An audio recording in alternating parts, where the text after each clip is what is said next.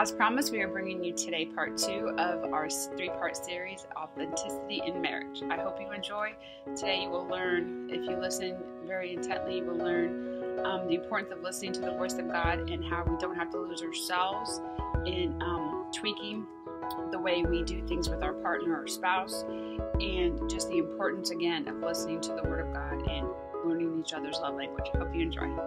You know, I heard one person say you can't talk yourself out of problems you behave yourself into. And I try to do that a whole lot. I try to do that a whole lot. You know, hey, baby, this, or, you know, I didn't mean not it. That girl. Or whatever the case might be, and that just doesn't work. With me. Some girls it does. Unfortunately, you're right. Some girls it does. But the big thing I can say, the main thing I can say is, you know, we got to where we are by the grace of God. We didn't.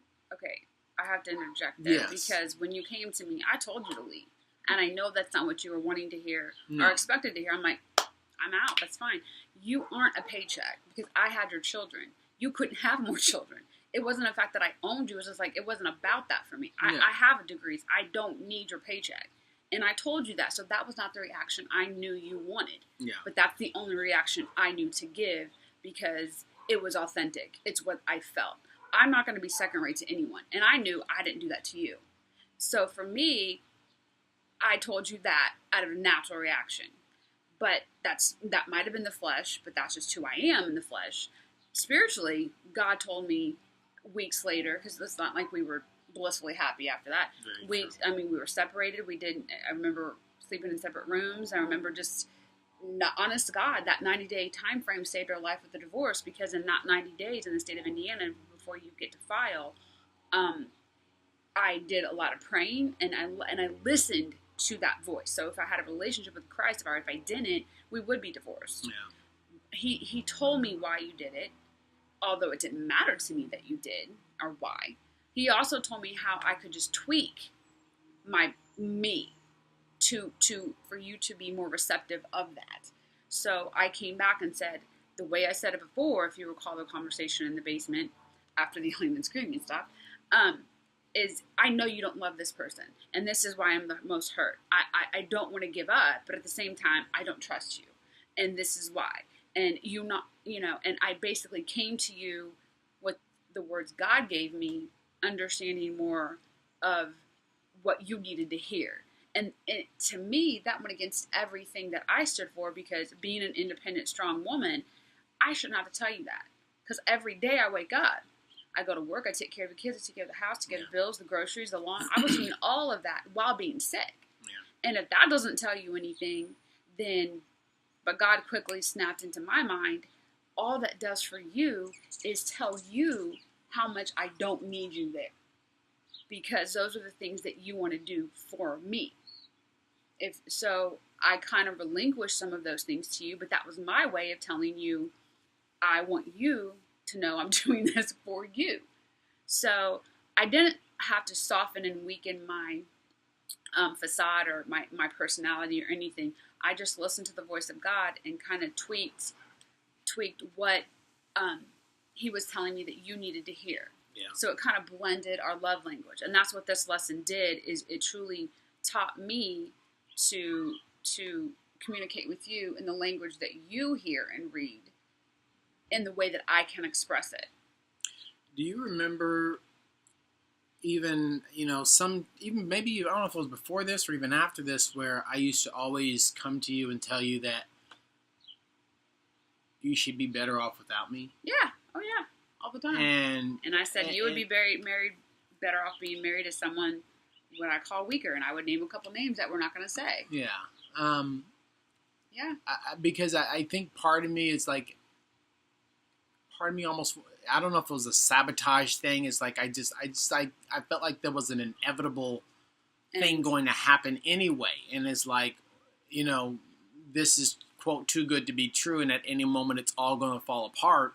So why not just, quote, pull the plug on it now? And I would just be like, why don't you just leave me and just go? Because I knew there was so much that came with me. And although a lot of you don't maybe perceive that or know that, but Shanda, unfortunately, she, there's a lot that she had to take on just being married to me. I've come from a big family. Most of you know that. There's in-laws. There's just such a dynamic. And then, unfortunately, there was a dynamic even within me that I hadn't really dealt with. I'll admit I was a mama's boy. I will admit that although we were poor growing up, I felt in many aspects I was spoiled. I felt in many aspects, I was the favorite, and some of my family, unfortunately, kind of helped feed that, and I appreciate that they loved me, but at the same time, it's like I don't want to say they put me on a pedestal, but I feel like to some degree they had me in this area that I guess I kind of believed the headlines, so to speak, about myself, and I tried my best to try to live up to this personage, this image that I felt like people needed to see and they expected to see when they thought of who is Jeffrey Lee. And I wanted to be this good Christian guy that, took care of his family and, had this, whatever it might be. I wanted to live up to that image. And as a result, there was still this other aspect of who I was that I was fighting inside, and I wasn't able to be honest with myself, and therefore I wasn't honest with her about feelings I had, issues that I was dealing with, things in my mind, spiritually, mentally, emotionally, fears I had that I was afraid to speak up about because, I'm a man, I'm not supposed to feel that way, or I've got to be in control, whatever it might be. And so, sometimes we do things to sabotage our own relationship because we fear being authentic with people. And that's one aspect that with our lives right now that, we are both working on. Not only I'll just be honest with you, she's almost always been authentic. She's very clear and she's to the point in many aspects. But, me, unfortunately, that's the baggage I brought to this relationship, was the fact that I wasn't that way. I wasn't naturally authentic, You were never, okay, how do I say this tactfully? I don't think you were ever taught to be. It was you're right. always this image that you had to pull, like you said. And I don't know what happened to you growing up or what dynamic, because I wasn't there, but you came to me, and the man that I saw was this strong, vivacious leader. But you acted like a follower and a weaker vessel, weaker Venn, fill in the blank. Yeah.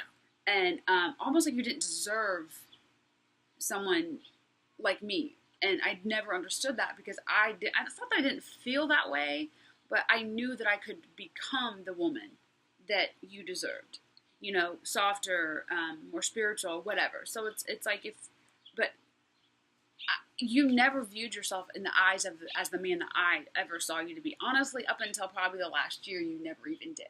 As the leader, everyone to this day thinks I lead, and I only do it, and we both know because you weren't doing it. Yeah. Someone had to do it. We both can't, just be the friend of the kids or whatever. And if we're being authentic and real, because again, it's the only way I know how to be for the most part. I hold stuff back, but it's just because people don't want to hear certain things. But I changed religions, I changed dress, I changed friends, and I've done all these things to be submissive. But you weren't leading, and when you never viewed yourself as that strong man, I never understood that. Yeah. And I understood why you did what you did with this individual, this emotional attachment, which is worse to me than a physical, because she was weak.